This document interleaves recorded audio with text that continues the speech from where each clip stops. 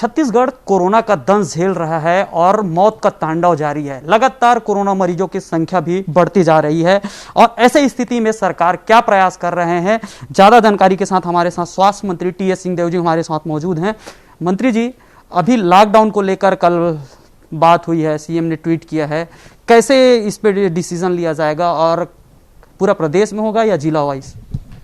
मेरी बात माननीय मुख्यमंत्री जी से हुई थी और स्थिति का आकलन करके मैंने उनको जायजा लेके जानकारी दी थी कि चिंता बढ़ रही है और उन्होंने यही कहा था कि पिछली बैठक में भी हम लोगों ने कलेक्टर साहब के लिए कहा था, हम लोग सब उस बैठक में शामिल थे कि सभी कलेक्टर अपने यहाँ की स्थिति को देख के नाइट कर्फ्यू या जो भी निर्णय लेना है आपको लेना है। उन्होंने कहा कि मैं दोहरा दूंगा, सभी को निर्देश भेज दिए जाएंगे कि परिस्थिति अनुसार आप अपना निर्णय लीजिए, क्योंकि सामने नवरात्रि का भी समय आ रहा है, रमज़ान का भी समय आ रहा है, त्योहारों में भीड़ भाड़ का भी समय आ रहा है, तो ये बड़ी चिंता की स्थिति हो जाएगी। और वर्तमान में भी जो प्रकरण है दुर्ग में, राजनांदगांव में बढ़ रहे हैं, रायपुर में खास करके, बेमेतरा भी, बिलासपुर में कुछ बढ़ा है, 10 के ऊपर पॉजिटिविटी चला गया, तो अभी चिंता निश्चित रूप से बनी हुई है।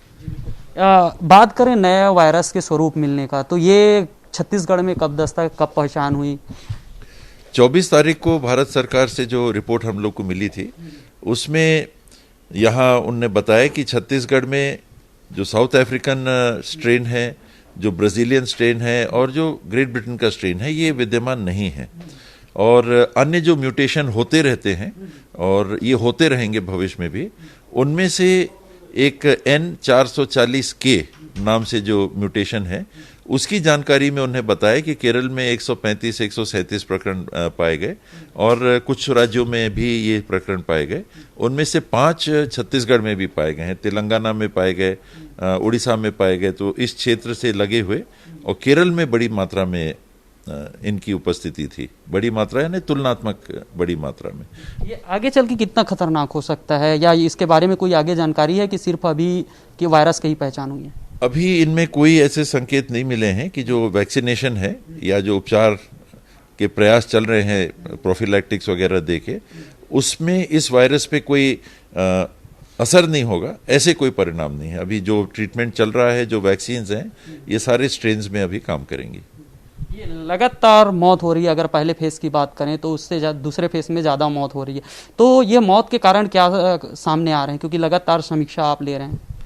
मौत का सबसे बड़ा कारण एक कोमॉर्बिडिटी की पहले से भी कुछ बीमारियां हैं, दूसरा देर से आना, कि अगर पेशेंट देर से आते हैं तो कई पेशेंट्स आते साथ कोलैप्स कर जा रहे हैं हॉस्पिटल में, कुछ लोग 3-4 घंटे के अंदर मृत हो जा रहे हैं, कुछ लोग 24 घंटे के अंदर, बड़ी मात्रा में 72 घंटे के अंदर, 40% मौतें 72 घंटे के अंदर हो जा रही हैं। तो नागरिकों से आपके माध्यम से भी मैं यही अपील करना चाहूँगा कि घर परिवार में कहीं भी अगर आप कोरोना से ग्रसित हों तो देरी मत करिए कि ठीक हो जाएगा, कल देख लेते हैं, कल बेहतर हो जाएगा, नहीं तो अस्पताल जाएंगे तो वहाँ रहना मत पड़े, ये सोच के देरी मत करिए, नहीं तो मृत्यु की बड़ी संख्या इस कारण से भी हो रही है। वेंटिलेटर में मरीजों की संख्या लगातार बढ़ती जा रही है और वेंटिलेटर के जो है पूरे सभी हॉस्पिटल में लगभग फुल हैं, आगे क्या उसके लिए बेड बढ़ाया जाएगा,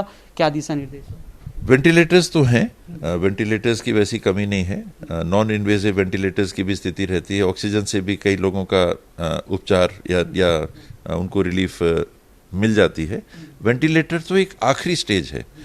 हमको ये भी सोच के रखना चाहिए कि दुनिया में कोरोना के जंग में जो 2 सबसे चीज़ कारगर मानी गई हैं अभी तक, उनमें एक स्टेरॉइड्स और दूसरा ऑक्सीजन, ये सबसे ज़्यादा असरदार अभी तक पाए गए हैं कि किसी चीज़ से अगर रिलीफ मिल रही है तो इन 2 चीज़ों को, स्टेरॉइड्स तो कभी सेवन बिना डॉक्टर के लिखित डायरेक्शन से किसी को करना ही नहीं चाहिए, वो ग्रेडेड कम करके देते हैं, और ऑक्सीजन सरकार को व्यवस्था करनी है। ये लॉकडाउन को लेकर आईएमए ने भी सवाल उठाया है कि अगर लॉकडाउन करते हैं तो पिछले बार का नतीजा ये रहा है कि 30% लोग गरीबी रेखा में पहुंच गए हैं, इस बार स्थिति बदतर हो जाएगी, तो इसके लिए सरकार क्या तैयार है इसको निपटने के लिए ताकि लोगों को ज़्यादा परेशान ना हो? सरकार के पास इतने पैसे नहीं हैं कि लॉकडाउन के बाद सबको उनकी तनख्वाह दे सके। ये एक मजबूरी है और एक सच्चाई है, एक वास्तविकता है, तो वो तो नहीं हो सकता। प्रश्न यही आता है कि रोजगार प्रभावित हो रहा है और मृत्यु हो रही है। आपको निर्णय लेना है कि रोजगार बचाने की कोशिश करें कि मृत्यु बचाने की कोशिश करें। तो अभी तक दुनिया में भी यही निष्कर्ष इतने महीनों के अनुभव के बाद आया है कि लॉकडाउन इसका हल तो नहीं है, लेकिन इसको धीरा करता है।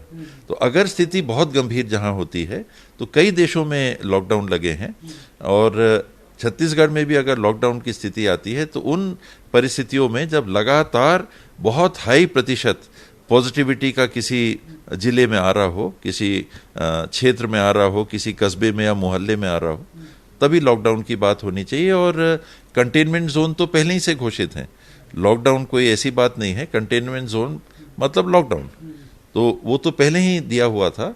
अब क्योंकि संख्या बढ़ रही है और अगर ये चिन्हांकित किसी मोहल्ले में नहीं हो रही है, रायपुर जिला 34.9, रायपुर जिला तो 34 बहुत हाई होता है। अगर ये लगातार 3-4 दिन तक ऐसा रहा तो स्थिति फिर बहुत गंभीर मानी जानी चाहिए। ये अंतिम सवाल, राष्ट्रीय परिप्रेक्ष्य में बात करें तो छत्तीसगढ़ कहाँ है, चाहे वो मौत का मामला हो या कोरोना मरीज जो मिल रहे हैं उनमें? इसमें पॉजिटिविटी रेट, ये आंकड़ों की प्रस्तुति है। एक तरफ जहां हमारी मृत लोगों की संख्या बढ़ी है, वहां क्योंकि पॉजिटिव की भी संख्या बढ़ी है तो मृत्यु का दर घट गया। आप देखें कि कल अगर 35 लोगों की मृत्यु हुई और 4,617 लोग पॉजिटिव पाए गए, तो 36 को आप 4,600 से भाग देंगे तो 0.7 पे पहुंच जाता है। तो मृत्यु दर फिर ऐसा दिखता है कि मृत्यु दर कम है। तो ये आंकड़े हैं और उनकी प्रस्तुति है। संख्या हम लोग देख रहे हैं, ये पिछले मार्च महीने में 335 पहुंच गई थी, जो बड़ी संख्या है। जो नवंबर में मेरे ख्याल से संख्या थी, उस संख्या पे हम पहुंचे हैं। ये बात और है कि सितंबर और अक्टूबर में संख्या और ज़्यादा थी, 700 से ऊपर थी, 1100 की संख्या थी। किंतु ये बढ़ती संख्या हमारे लिए बड़ी चिंता की बात है। तो अभी आपने स्वास्थ्य मंत्री को सुना, जिनका साफ कहना है कि लॉकडाउन के निर्देश दिए गए हैं, कलेक्टरों को अधिकार दिया गया है कि वो लॉकडाउन अपने स्थिति को वहाँ समीक्षा कर लॉकडाउन कर सकते हैं, और साथ ही जो नए वायरस मिले उनकी तमाम जानकारी दी। कैमरामैन चोलाराम के साथ सत्या राजपूत, न्यूज़ 24 रायपुर।